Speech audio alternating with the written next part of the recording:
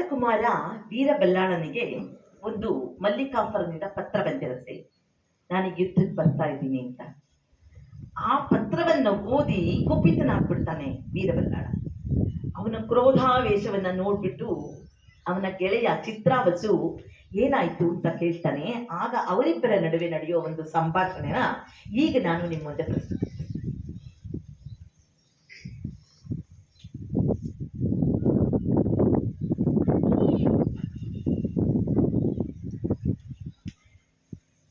ಚಿತ್ರಾವಸು ಅಖಂಡ ಭೂಮಂಡಲಕ್ಕೆ ಓರ್ವನೇ ಸಾರ್ವಭೌಮನಾಗ ಬಯಸಿದ್ದಾನೆ. ಆ ನಮ್ಮ ಶತ್ರು ತಾಯಿಯ ಮಡಿಲಲ್ಲಿ ಬೆಳೆದು ಋಷಿವರಿಯರ ವೇದ ಮಂತ್ರಗಳ ಆಶೀರ್ವಾದ ಪಡೆದು ನಮ್ಮ ಪೂರ್ವಜರ ಮೇಲ್ಪಂಕ್ತಿಯನ್ನನುಸರಿಸುತ್ತಾ ನಮ್ಮ ನಾಡಿನ ವೀರರ ದಿವ್ಯ ಚಾರಿತ್ರ ಸಂಪ್ರೋಕ್ಷಣೆಯಿಂದ ಸಚೇತನರಾದ ನಮ್ಮನ್ನು ಬೆದರಿಸುತ್ತಿದ್ದಾನೆ ಆ ಪರದೇಶಿ ಮಲ್ಲಿಕಾಫರ. ಅದು ನಮ್ಮ ಮಾತೃಭೂಮಿಯಲ್ಲಿ ಇದು ನಿಜಕ್ಕೂ ಆ ನೀಚನ ಪಾಲಿನ ಮೃತ್ಯುವಿಗಾಮಂತ್ರಣ. ಚಿತ್ರಾವಸು, ಮೃತ್ಯುವಿಗಾಮಂತ್ರಣ. ವೀರಬಲ್ಲಾಳ ನಮ್ಮ ನಾಡಿನ ಹಿರಿಮೆಯನ್ನು ಅವನೇನು ಬಲ್ಲ. ರಾಜ್ಯದಾಹದಿಂದ ತಹತಃ ಪಟ್ಟು ಬಂದ ಅವನು ರಣಪ್ರಿಯನಷ್ಟೇ, ಬುದ್ಧಿಶಾಲಿಯಲ್ಲ. ತನ್ನ ತೋಳ್ಬಲವನ್ನೇ ನಂಬಿ ತನ್ನ ಪರಿವಾರದವರ ಹೊಗಳಿಕೆಗೆ ಹಿಗ್ಗಿ ತನ್ನ ಸೈನಿಕರ ಕತ್ತಿಯಂಚಿನಲ್ಲಿ ವಿಜಯ ಕಾಣುತ್ತಿದ್ದಾನೆ. ಮೂರ್ಖ ವೀರಬಲ್ಲಾಳ. ಆ ಮಲ್ಲಿಕಾಫರ ಶತಮೂರ್ಖ, ಬುದ್ಧಿ ಇಲ್ಲ. ವೀರಬಲ್ಲಾಳ ಅವನಿಗೆ ಸರಿಯಾದ ಬುದ್ಧಿ ಕಲಿಸಿ ನಮ್ಮ ನಾಡಿಗೆ ಜಯವನ್ನು ತರಬೇಕು. ವೀರಬಲ್ಲಾಳ, ನಮ್ಮ ನಾಡಿಗೆ ಜಯವನ್ನು ತರಬೇಕು.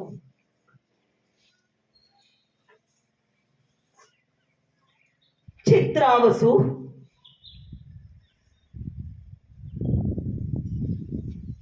ರಾಮಾಯಣ ಮಹಾಭಾರತದ ಆದರ್ಶ ವೀರರು ಜನ್ಮ ತಾಳಿರುವ ಈ ಭೂಮಿಗೊಡೆಯರಾಗಿರುವ ರಾಜವಂಶದರ ಮೇಲ್ಪಂಕ್ತಿಯನ್ನನುಸರಿಸುತ್ತಿರುವ ಆ ಪುಂಡರ ದಂಡನ್ನು ತುಂಡರಿಸಿ ರುಂಡಗಳನ್ನು ಚೆಂಡಾಡದಿದ್ದಲ್ಲಿ ನಾವು ಭಾರತ ಮಾತೆಯ ಮಕ್ಕಳಾದುದಕ್ಕೆ ಸಾರ್ಥಕವೇನಾಯ್ತು? ಚಿತ್ರಾವಸು, ಸಾರ್ಥಕವೇನಾಯ್ತು? ಕಹಳೆ ಕೂಗುಗಳಿಗೆ ಬೆದರುವ ನರಿಯಂತೆ ತಿಳಿದಿದ್ದಾನೆ ಈ ವೀರ ಕನ್ನಡಿಗರನ್ನು. ಬೆಟ್ಟಗಳನ್ನೇ ಕುಟ್ಟಿ ಪುಡಿ ಮಾಡಿದ ಮಹಾಪ್ರಚಂಡ ಪರಾಕ್ರಮಿಗಳ ನಾಡನ್ನು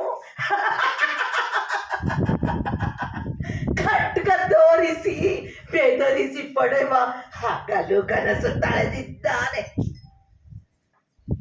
ಪುಣ್ಯ ನದಿಗಳನ್ನೇ ಆ ಪೋಷಣೆ ತೆಗೆದುಕೊಂಡ, ಪುಣ್ಯ ನದಿಗಳನ್ನೇ ಆ ಪೋಷಣೆ ತೆಗೆದುಕೊಂಡ ಮಹಾ ತಪಸ್ವಿಗಳ ತಪೋಭೂಮಿ ಈ ನಮ್ಮ ಭಾರತ. ದೇವಲೋಕಕ್ಕೆ ದಾರಿ ಮಾಡಿ ದೇವದಾನವರ ಮೇಲೆ ದಾಳಿ ಮಾಡಿದ ಕಲಿಕೇಸರಿಗಳ ರಣಾಂಗಣ ಈ ನಮ್ಮ ಭಾರತ.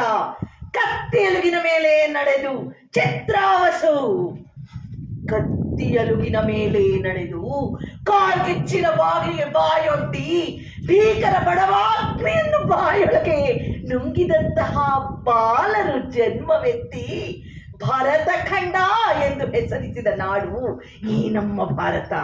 ಇಂತಹ ಕೀರ್ತಿವಂತರ ನಾಡನ್ನು ಪರಾಕ್ರಾಂತ ಮಾಡಿಕೊಂಡು ಪಡೆಯಲಾಗದ ಮಹಾಪರಾಧಕ್ಕೆ ಬಾಯಿ ತೆರೆದು ನಿಂತಿದ್ದಾನೆ ಆ ನೀಚ ದುಷ್ಟ ಮಲ್ಲಿಕಾಫರ. ಚಿತ್ರಾವಸು ಆ ನೀಚನನ್ನು ಸದೆಬಡಿದು, ಆ ಮೂರ್ಖ ನೀಚ ಮಲ್ಲಿಕಾಫರನನ್ನು ಸದೆಬಡಿದು ನಮ್ಮ ನಾಡಿಗೆ ಜಯ ತರುವುದು ನಮ್ಮ ಧ್ಯೇಯ, ನಮ್ಮ ಭಾರತ ಮಾತೆಯ ಧ್ಯೇಯ. ಜೈ ಭಾರತಾಂಬೆ, ಜೈ ಕನ್ನಡಾಂಬೆ, ಜೈ ಭಾರತಾಂಬೆ, ಜೈ ಕನ್ನಡಾಂಬೆ.